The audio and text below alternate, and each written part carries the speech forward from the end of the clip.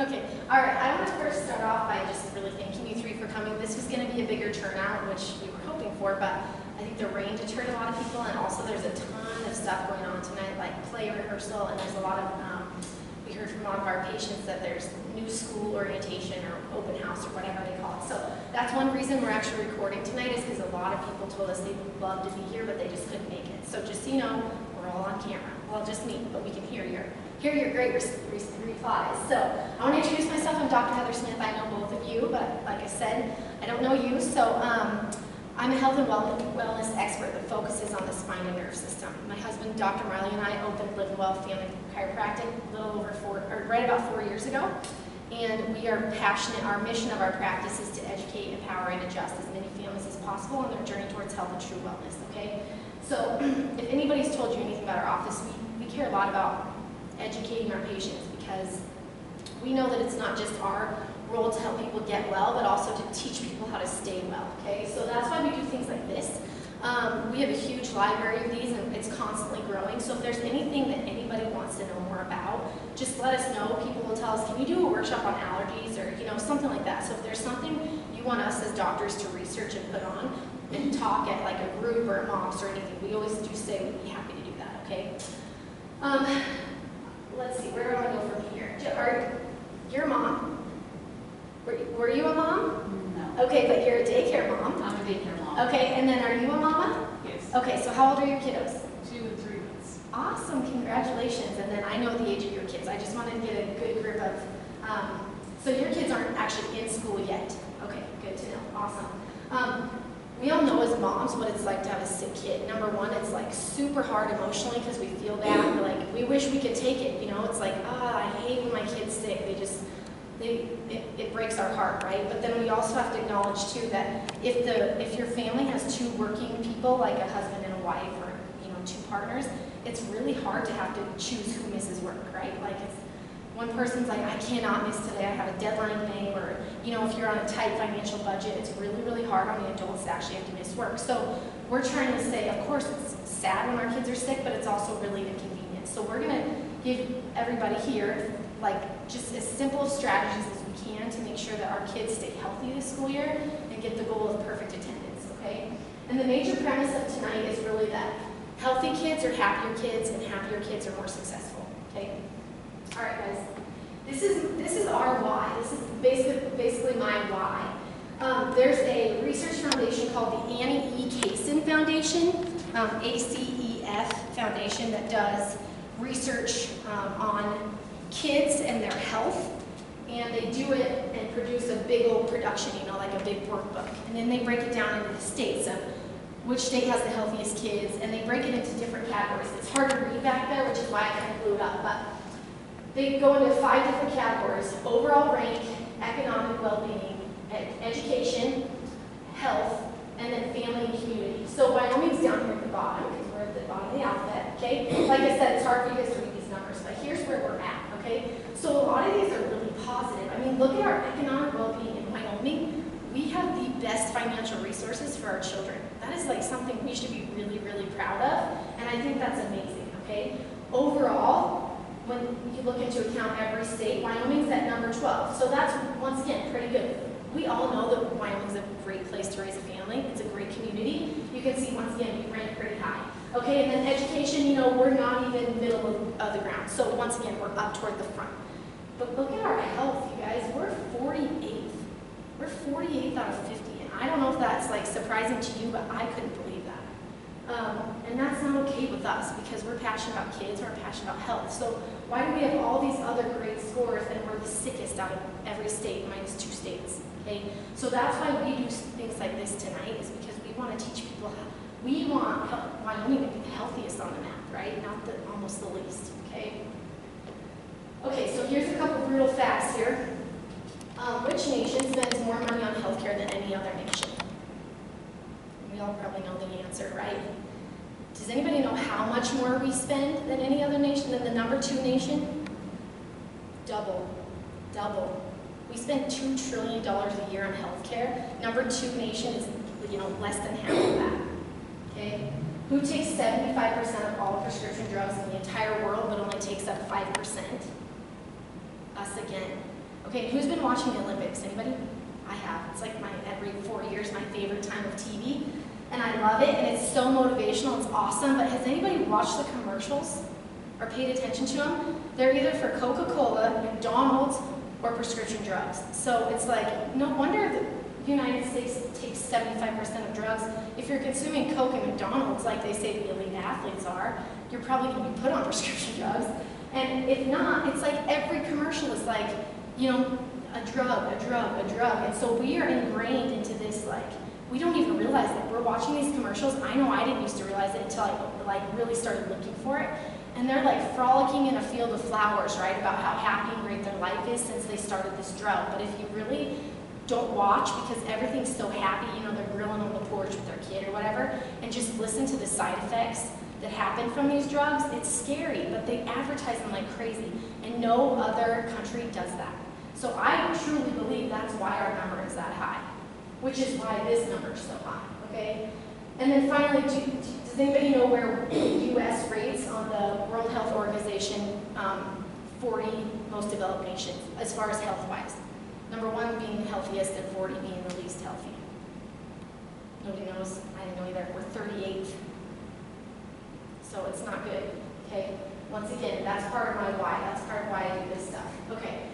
So it's really hard when you try to define sickness and health because there's really vague definitions. I mean, there's really not much. The World Health Organization, though, does define health as a state of complete physical, mental, and social well-being, not just the absence of disease or infirmity. So what that's saying is, we have a little sign in our office, I don't know if you've seen it, but it's a little kid saying, "Psst, just because you're not sick doesn't mean you're healthy," right? So just because we don't have active symptoms at the time doesn't mean our body is healthy, okay?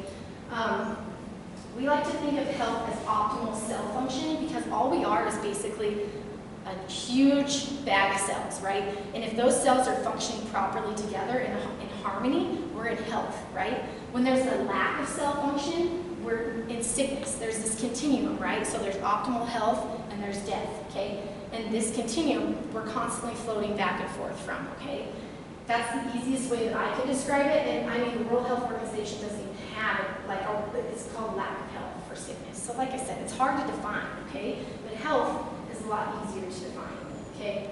Now, how do you get a lack of cell function? What causes it?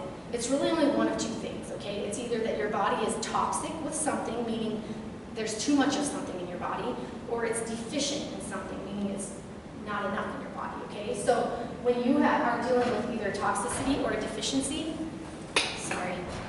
then you're not going to be at your healthiest, okay? Then you're going to be on that sickness continuum.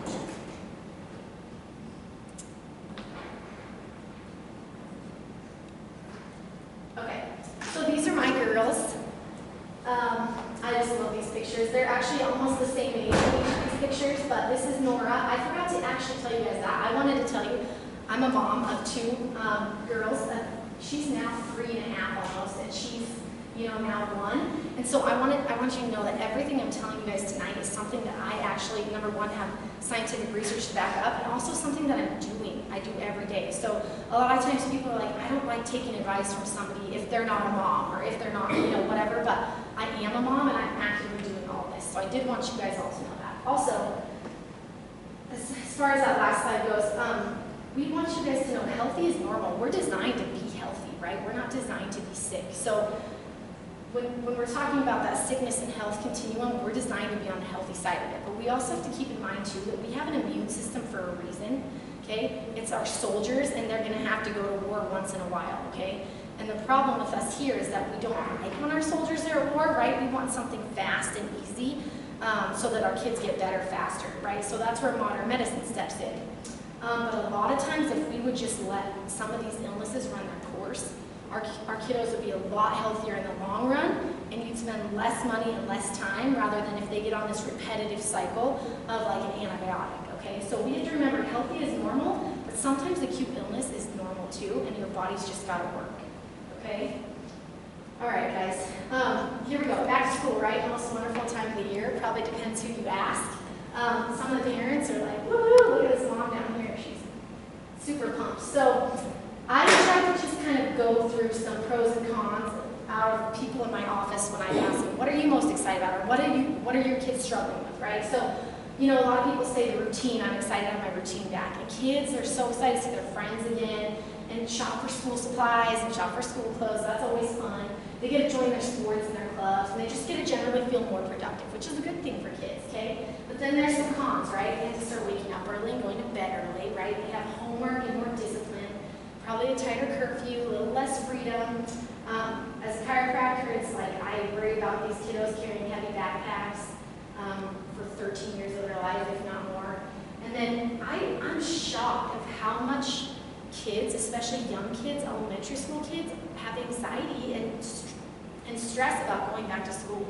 It's like I didn't realize it, but these kids are like, I'm nervous, I don't know who my teacher is, I don't know if kids are gonna like me, you know, they're starting a new school. So that's a lot, that's some heavy weight on kids. And when you're that young, you don't know how to cope with stress, right? So unless you're talking to your parents about it, those poor kids are just bottling all that stress up, okay? Then we have this awesome school cafeteria food that I'll show in a minute. And then out of all of this stuff, when I ask parents, what are you what's the worst part about going back to school? They're like, my kids are sick all the time. Which is why it brought me here to this workshop. So this slide is, I'm going to challenge everybody's thoughts here. So what is it about school that makes kids sick, right? Because most people tell me there's more germs at school. There's new germs, especially if your kid's going to a new school, right? It's crowded, kids don't wash their hands. All of that is very true, okay? But we have to remember too that a lot of people, their kids don't just stay at home or like never go out of the house in the summer, you know?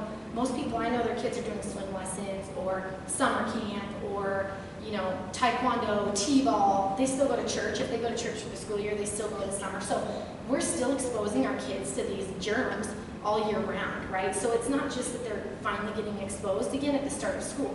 So I'm going to challenge that it's actually a whole lot more of these bullets that are reasons kids get sick through the school year, not just because of germs, okay? There's stress, like we talked about. Kids go from playing outside all summer to being stuck inside all school year, and then the winter comes. So we are super low on vitamin D, which has huge benefits to the immune system, high levels of vitamin D.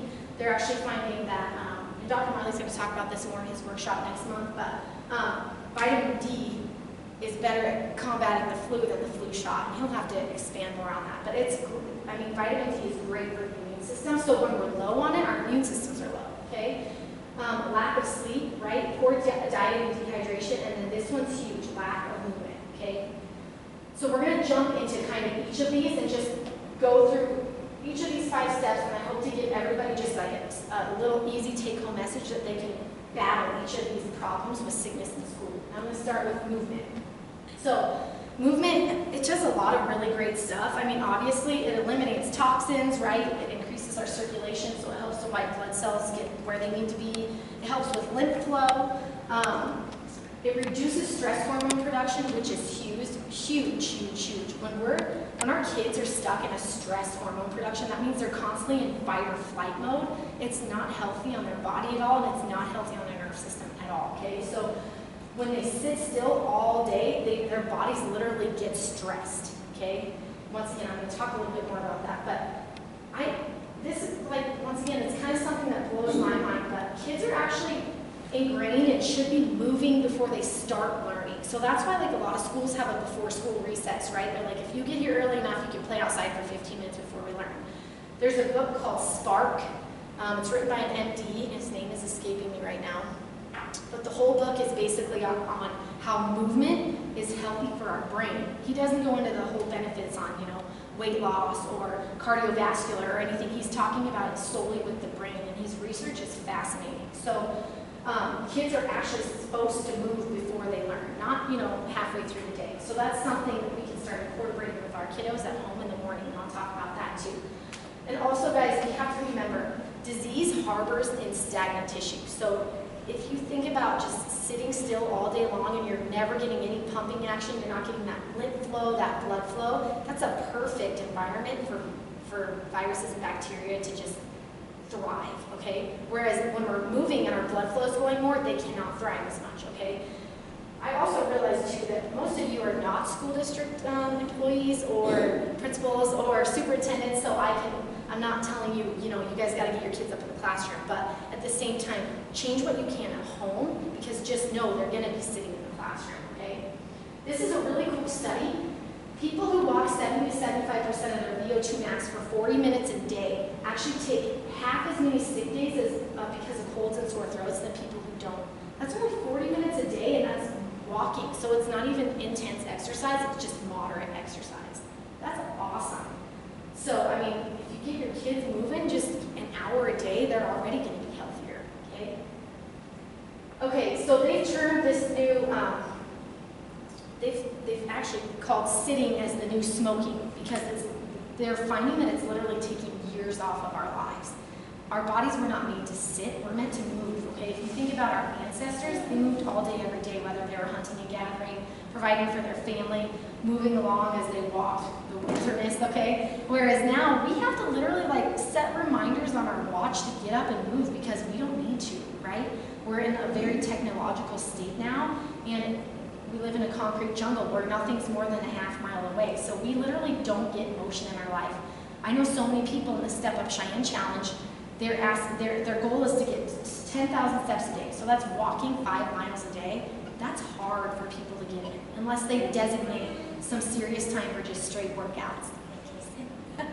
So I'm just saying, in our normal, typical day, we don't get much movement, and that's not any different with our kids, okay? So we need to think outside the chair. I mean, look at these kids. Do you think any one of these kids is getting anything from their school studies right now? And I'm not a teacher, but I'm sure some of you are, and you've probably seen zoned out faces on your kids, right? I know I used to be like this once in a while. I was a pretty good student, but I did get tired. So, I mean, this is saying even if kids get an hour of exercise a day, 7 days a week, that's going to be a total of 420 minutes, okay? That's 4% of their week. So that means most times, the other 96% of their week, they're sitting, okay? And it's hard to imagine because so much of us are like, oh, my kids move all the time. But then if you really think about it, you sit when you drive to school, you sit on the school bus, you sit when you eat dinner, right? You sit when you eat breakfast. So I mean, we spend a ton of time sitting. You sit through school. The only time kids are moving at school is recess or PE, and that's another problem I'm about to bring up. I mean, you guys are parents. Your kiddo's not in school yet. Yours isn't either. But Shelly, how many recesses a day do elementary schools get? Because I've heard 2. Most are 2. 2 for School that 15 I work minutes. at has 4. Woo! That's great. So we all need to go to Shelley School. Send your kids to Shelley School. So I've heard two 15-minute recesses.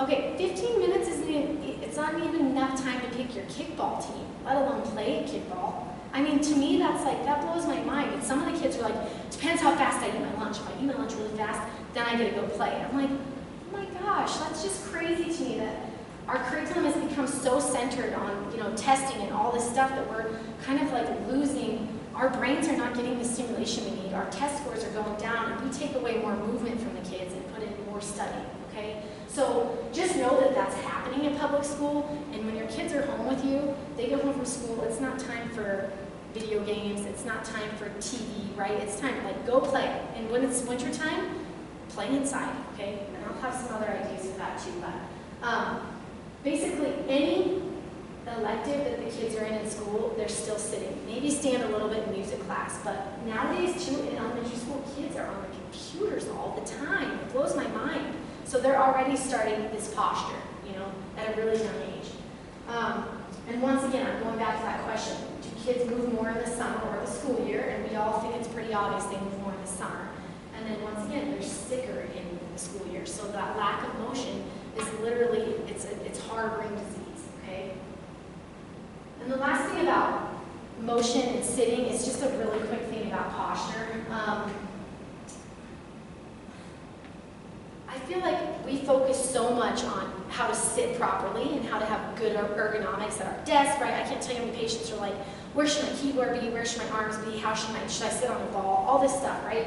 So we focus so much energy and attention on how to sit. And I'm like, over here, we shouldn't be sitting. So let's try to like focus more. I mean, it's great. Yeah, while we sit, let's be ergonomically correct, but let's focus more on how to stand more. So get, you know, a standing desk at work or something that you can at least go from sitting to standing. So I feel like we're putting a lot of our energy into like, it's a good spot, but I think we could do better. Because, you know, there's no static position that optimizes our human development, okay? And once again, you guys, I feel like we really have to challenge the deep-rooted belief that in order to learn, we have to be still. okay? All the current research is showing that. The more motion you get, the better you learn. I remember in chiropractic college, we used to go have our note cards and we'd be studying for a test, quizzing each other, and we'd be walking the blocks of Davenport just because it was like, let's just go move, because if we sit here and quiz each other, we're gonna get tired. And that was just our bodies telling us. So, I know, guys, you're not at school with your kids, but still, get your kids to move as much at home as they can, okay? And watch their posture, because it's literally the window in the shape of the spine, and you only get one spine, so we need to take care of the one we got, okay? All right, now we're gonna talk about food, okay? This is another big reason kids get sick in the school year. All summer long, kids are home with mom and dad, most times, or at least mom, especially if you're a teacher. You gotta keep your kids home with you all summer. You gotta control what they eat, right? You gotta control how much water they drink. A lot of times, parents are packing cold lunches, which is great, but I'm gonna talk about those a little too. And then a lot of times, it's just easier to put some money in your kid's account and let them eat hot lunch, right? But this is, I mean, a lot of times, guys, this is what they're getting, okay? This is crazy to me, but kids are supposed to get 6 to 8 servings of fruits and vegetables a day, and like fruit bars and fruit juices don't count. We're talking like fruits and vegetables, right? So if typical American mornings, most moms, dads don't have time to make a breakfast, which we're going to talk about. So if your kid gets no fruit or veggie in the morning, you can guarantee they might be getting like a serving of really gross looking broccoli, but for the most part, no servings of fruit or veggies at lunch. That means, oh, there's an apple if your kid eats it. But that means by the time your kid gets home, they still need 6 to 8 servings of fruits and veggies just to get their recommended daily guidelines in for that day. And it's hard to get a kid to eat 6 to 8 servings at nighttime. So that's major. One thing, if there's one thing you can change to make your kids healthier, it's improve their raw vegetable and fruit consumption. Substitute something processed for something real. That's one of the very best things that I can recommend, okay? There's also this video that hopefully plays. This guy was doing some study about how much kids know about food, okay? And this is just a very short clip of him in a classroom with a bunch of 6-year-olds showing them fruits and veggies and asking them what they are. So I'm gonna let you guys watch this real quick.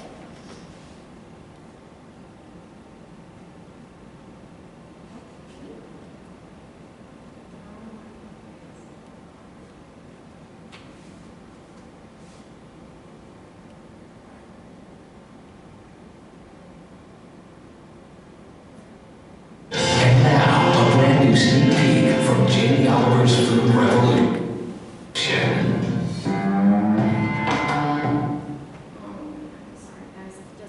Hello. Hello, miss. There's loads to fix. The younger kids are really struggling, so I wanted to see if the kids even knew what fresh food looks like. Are you ready for my class? We are ready. Welcome. Thank you very much, Lily. How old are you guys? 6. Wow, I love working with kids. Elementary school is where it's at. You know, this is where you mold kids. We're going to do a little test. Right. Who knows what this is? Potatoes. Potato? So you think these are potatoes? Not potatoes, though. I don't know. Do you know what it is? No? Who knows what tomato ketchup is? Yeah, that's what it's made out of. Oh, tomato ketchup. I know that. The test I did with the kids today was shocking. Do you know what that is? Do you know what that is? Broccoli. What about this? A good old friend. Do you know what this is, honey? Celery. No. What do you think it is, honey? Onion. Onion, no. Immediately you get a really clear sense of do the kids know anything about where food comes from? Who knows what that is? Pear. A pear, no. A turnip. No? Okay, I'm going to give you the first word. Egg. Egg. Egg salad. The answer today was no.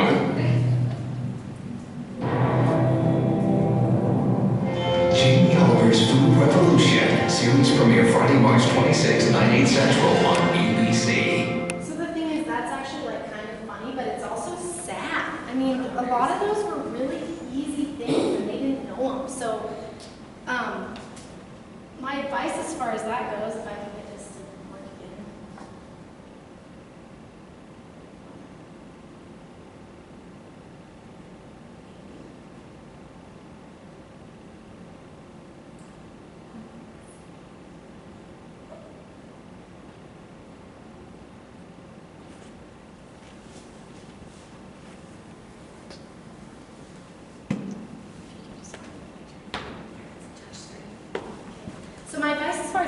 guys, is that if kids don't even know what any of those veggies were that you, are they ever eating them, right? I don't know. And the other thing is, take your kids, like, let them sit in the kitchen with you while you cook. Tell them what these things are. Tell them they're veggies, they're fruits, right? That to me is like, oh my gosh, all those kids must just eat packaged stuff. Or maybe their parents cook for them and never tell them what they're eating. But I mean, that's a problem. And just as he was saying, he loves elementary school kids because that's where kids are moldable, right? So if we raise our kids not knowing any of that stuff in elementary school, they're not going to eat that stuff when they grow up, okay? So how can you help? This is where it's major, okay? We need to make breakfast a priority. It has to be done. So many people say that they skip breakfast, especially adults, right? But if you see mommy and daddy skipping breakfast, you're going to start skipping breakfast too. And not only is that bad for your metabolism, but it's really, really, really bad for your immune system because we need to feed our body, okay? But it's also super important that it's nothing packaged, it's nothing junky, and that it's actual real food. I'm going to show you guys some pictures here in a minute of what we eat in the mornings and how to make it pretty easy. We've done a workshop called Eat Right or Die Young. I encourage everybody to look it up. It's a fabulous workshop, so I don't have a ton of time to talk about that tonight, but we talk about the proper human diet and how to, eat for life. And we focus a lot on when you look at your plate, you should look for plants, you should look for protein, and you should look for fat. Okay, those are the three things we need to be really incorporating in our diet. Plants, fruit and veggies, okay, fats, we're talking about like avocado, we're talking some nuts, some seeds, okay, the oils, coconut oil, things like that. And then the protein, we want people eating good, happy meats, right? Properly raised, good meats, not meats that are filled with a bunch of antibiotics and a bunch of hormones, okay? But if you send your kid off to school after eating something like that, they're gonna have a way better attention span. They're gonna not be hungry and they're gonna be healthier, okay? Also, if you can pack their lunches, it doesn't have to be a sandwich to be a cold lunch, okay? It doesn't have to be between two pieces of bread. Bread is really inflammatory in our bodies.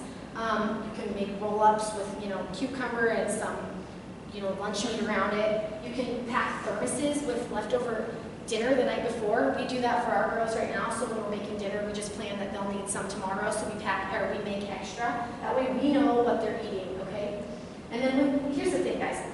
Home cooked dinners, obviously, that's when you can. I know everybody's got a busy, stressful life, and we all eat out once in a while, but the more that you can cook for your kids and cook real foods, the healthier they're gonna be. That's all there is to it. I also know we're all human, right? And I also know that our kids are growing up and our 8, 9, 10-year-olds are going to eat whatever they eat at their friend's house and we have nothing to say about it, right? Or they go to school and they're going to eat cold or hot lunch and we have nothing to say about it. So I was just trying to tell people, when they're with you, just make sure they're eating healthy. So that's your hard and fast rule. It's like, okay, I realized you ate nachos yesterday at school, but now you're at home and we're eating no food, okay? Let's see. Also, kids should not be drinking pop. Nobody should be drinking pop, and that's really, really bad on your immune system. The amount of sugar in pop is unreal, okay? So it's not a good drink for kids at all. It's not good for their immune system, but if they see their parents drinking pop, they're gonna want pop. So I just tell people, try to be a really good example for them. And then this last part about your gut and your diet is to get your kid on a good probiotic. I'm not talking Sam's Club, Walmart, buy it off the shelf probiotic that sits, probably is rancid by the time you bring it home. We need something refrigerated. We need something strong and potent, not just a yogurt, okay? Not a yogurt a day. The gut that lives in the bacteria that lives in our gut needs to be fed, okay? It needs to be fed, and that's what probiotics do. Especially if you've been on an antibiotic or your kids have been on an antibiotic, the best way to heal your gut and get it working properly again is to build back up your gut flora. Because unfortunately, antibiotics don't just kill the bad bacteria, they kill all bacteria, okay? So that means once you've been on them, you're gonna have to kind of rebuild your immune system back up before it's gonna even work properly again, okay? All right, so these are some pictures of like our last couple weeks of breakfasts in our house. So yes, my kids can eat pancakes once in a while. I do buy Pamela's Blank brand, they're gluten-free. They're actually really tasty and they're really easy to make. So they're kind of like a treat for my kids. And on top I put ghee or butter so they get some good healthy fat and then some raw honey, okay? You can see I try to incorporate, like I said to you guys, plants, protein, and fats in all of our meals, okay? So we get some good healthy bacon, Beeler's brand at Natural Grocer. We get Applegate sausage once in a while. We get eggs a ton. There's actually some over medium eggs under there. This is eggs and steak. We have fruit. This is a quiche. I mean, over here, this is huge. This is the smoothie we made earlier this week. Most kids love smoothies, so most parents tell me like, okay, I don't have time for that. And trust me, I know, I wake up at 4:30 every morning so that I can get my workout in and I can make breakfast and get myself and my kids ready. So I know it's intense and it's hard, but smoothies aren't that hard and meal prepping wouldn't be that hard either. Like if I could actually get myself to slice and dice my veggies and get it all prepared the night before, I'd be like rocking it. But it's like, some nights I'm tired, you know, and I just want to go to bed, so then I wake up and I'm scrambling in the morning, which I understand. But smoothies, you guys, all you need to do is throw everything in and blend it up. And your kids can be getting, you know, in there I have a bunch of kale, but you put some blueberries or cherries on top, it hides the green color. Your kids won't even know, okay? Add some banana, add some almond milk, coconut milk, water. If you want some protein, you can add some almond butter to it, okay? And then at least you're sending your kid, they've had plants, they've had fats, they've had protein in the morning, and they drink it right up. So it's one of the very best breakfasts to send your kid out the door and also keep yourself sane in the morning. And it's so much better for them than a granola bar or a bowl of cereal, okay? Now, water is the largest, most fundamental macronutrient in our body. So if you can see here, our body is made up of so much water. Our blood is 83% water. Our brain is 74.5% water. Okay, I mean, we have so much water in our body that when we get dehydrated, we can have a ton of symptomatology because every single organ in our body relies on water. So that's when we can get dizzy, we can get sick, a lot of stuff can happen, okay? So it's important to stay hydrated. It flushes out waste, it lowers your blood viscosity so it doesn't make your blood so sludgy, it makes it move through your body a lot better. And it also keeps your mucosa well hydrated, like your mouth, your nose, your sinuses, your throat, and your lungs, okay? We want those to stay well hydrated, especially during times where sickness is rolling around, because remember that stagnant tissues are where disease harbors, okay? So as far as this, how can you help? Make sure your kids are drinking lots of water when they're with you, and send them with a water bottle every single day to daycare, unless your daycare provider is really good about providing them. Send them to school, make it a rule to say, when I pick you up, your water bottle needs to be empty, and if it's not empty, it needs to be because you've already refilled it, okay? Our kids need to be drinking way more water. I've heard some problems as far as teachers not letting kids get water because of going to the bathroom too much or disrupting the class, and that is just uncalled for. So I've already told people I will write doctor's notes for any kids that need a note about drinking water in class, because then your kid's going to be sicker because your teacher won't let him have water, okay? All right, sleep is huge, huge, huge, huge. Sleep's important for everybody, but the amount of healing that's going on in our nerve system when we sleep and our immune system is just unreal. So we need to focus a whole lot more on sleep and get our kids on a better sleep routine, okay? If you think about it, your kids get home from school, they've been sitting all day, they come home, they got their homework done, so we reward them, okay, go play video games. Most likely, especially if it's a little boy, that video game is not going to be, super fluffy, right? It's going to have probably some violence to it, or at least a little bit. And then you're going to go knock on the door and say, it is bedtime. So you're sending your kid to bed just staring at the screen, playing intense video games, and now trying to figure out how to fall asleep, right? So the rule should be no screen time of any sort within 30 minutes of bedtime. And honestly, the research shows that artificial light actually stimulates wakefulness. So people who are on a screen really late at night, especially in a dark bedroom, have a hard time getting good sound sleep or even falling asleep simply because of that artificial light, okay? So we urge people, get that stuff out of the bedroom, okay? Kids shouldn't have their tablets, their video games, their TV on in their bedroom. They should be kind of just as a family, everybody shuts down their technology at a certain point, 30 minutes before bedtime, we start reading books or playing a card game or doing something with our kids to wind down without a screen. Okay? And just like that, make their bedrooms suited for sleep. Okay?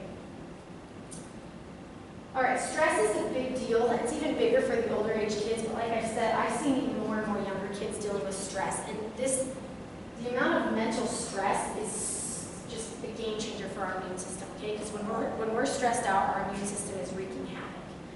Once again, we're stuck in that fight or flight mode, which is not good for the immune system. So we really, really need to try hard.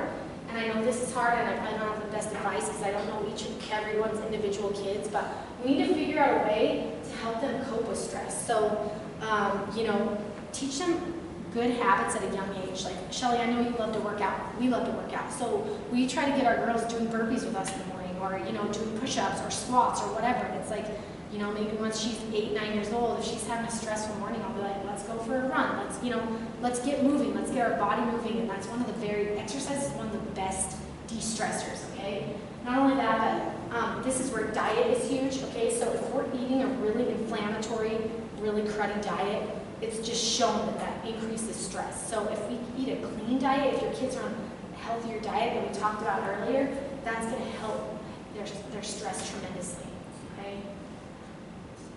And then finally, the role of vitamin D. I know we talked about this a little bit already, but most people know vitamin D is really important for bone health, and most people also know that you can't make vitamin D in your body without sunshine.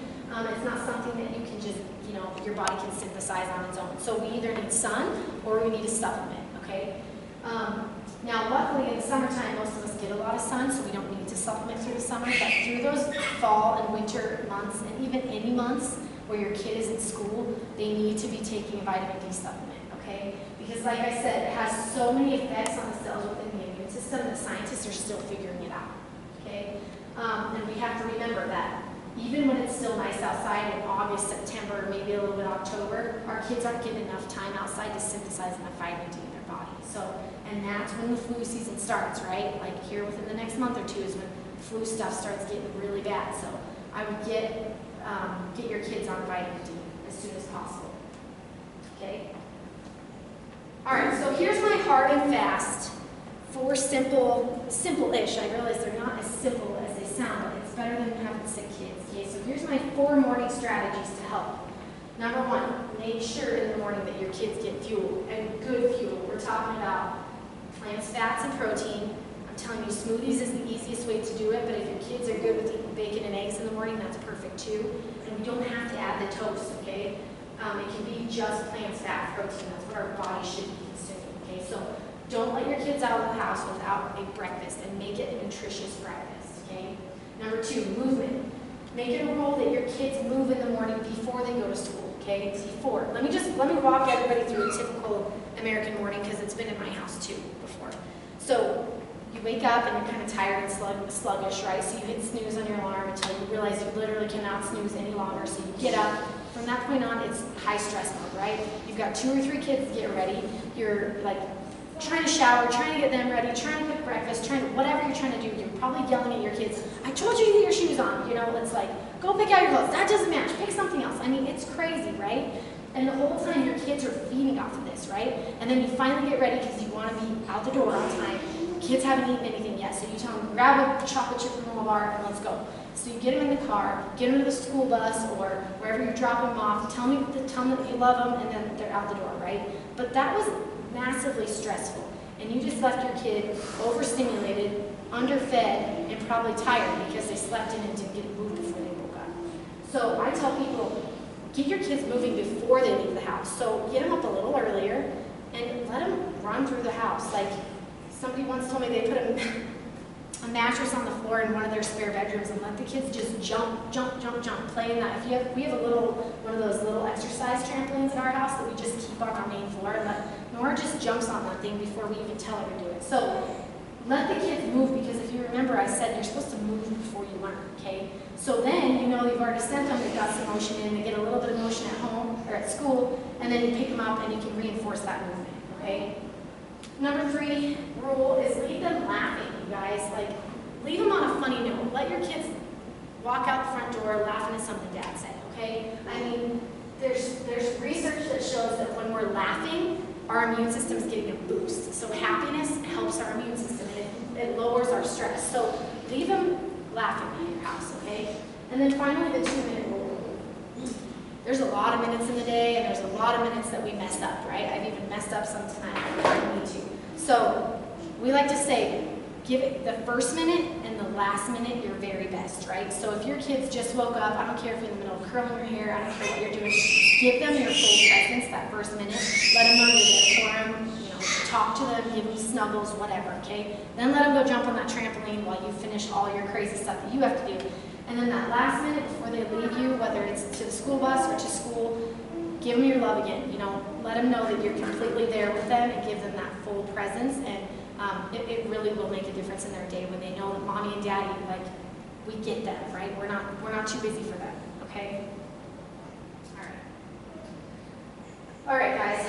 Now, we've talked a lot about the different things that we can do and that you guys can do at home as far as helping your children out this year so they get perfect attendance at school. But there's one major missing link that I want to talk about, and that's the neurological component of it, okay?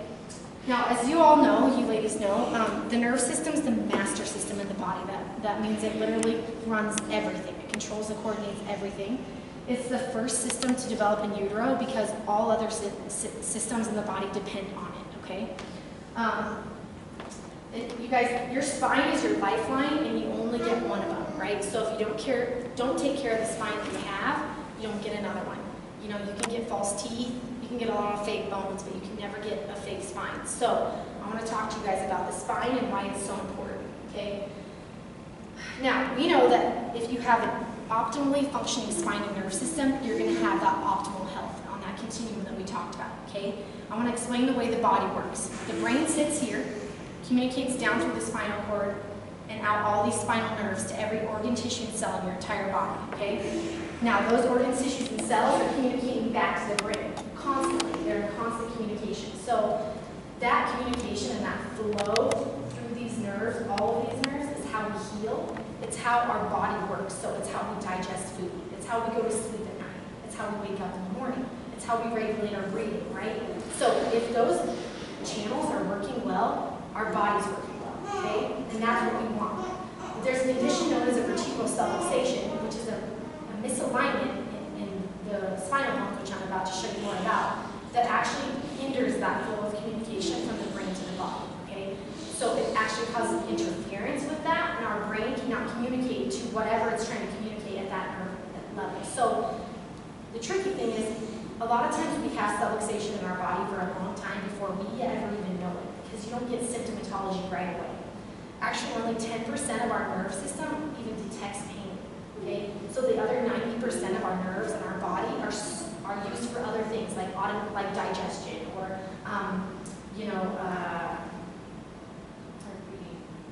heartbeat, everything, things that we can't feel and things that we can't control.